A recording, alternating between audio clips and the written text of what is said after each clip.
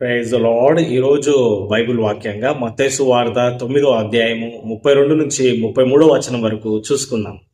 యేసును ఆయన శిష్యులను వెళ్ళుచుండగా కొందరు దయ్యం పట్టిన ఒక మూగవాని ఆయన యుద్ధకు తీసుకొని వచ్చిరి. దయ్యము వెళ్ళగొట్టబడిన తర్వాత ఆ మూగవాడు మాట్లాడగా జనసమూహములు ఆశ్చర్యపడి ఇజ్రాయెల్లో ఈలాగు ఎన్నడూనూ కనబడలేదని చెప్పుకొన్నరి. దేవునికి స్తోత్రం, మహిమ కలుగును గాక. యేసుక్రీస్తు ప్రభువారు ఆయన శిష్యులు సువార్తను ప్రకటిస్తూ గ్రామము పట్టణము తిరుగుతూ ఉన్నారండి. అలాంటి సందర్భంలో ఒక వ్యక్తిని తీసుకొని వచ్చినారు. దయ్యం పట్టిన వ్యక్తిని యేసయ్య దగ్గర తీసుకొని వచ్చినారు. మూగవాడై ఆయన బాధపడతా ఉన్నాడు. ఈ దయ్యములు, మాంత్రిక శక్తులు ఆ పిల్లోని మీద పనిచేస్తా ఉన్నాయి. అతను మూగవాడైపోయినాడు.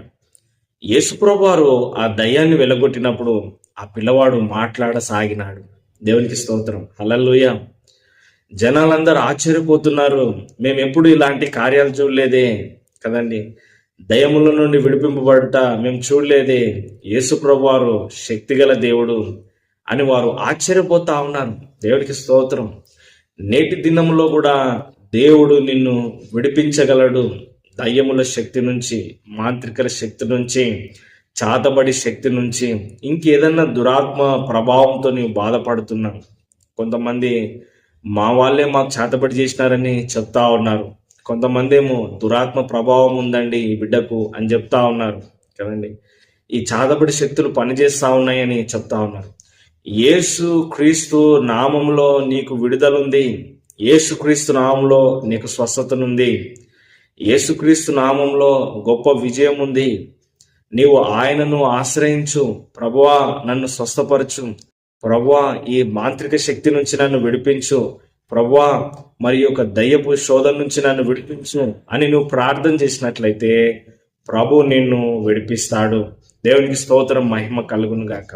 ఈ యొక్క మాటలను మనం ఆలోచన చేసినప్పుడు ఎందుకు దయ్యాలు పడుతున్నాయంటే, కొన్నిసార్లు జనులు వారు చేసిన పాపములను బట్టి వారు ఆయా ప్రాంతాలకు వెళ్ళి ఆయా చెడ్డ కార్యాలను చేయడం బట్టి వారికి దురాత్మలు పట్టడం మనం చూస్తూ ఉన్నాం కదండి. వెళ్ళకూడని స్థలాలు కదండి, వెళ్ళకూడని ప్రదేశాలు, కలుసుకోలేని వ్యక్తులు, వారితో సహవాసం వల్ల కూడా వీరికి శోధన వస్తూ ఉంది.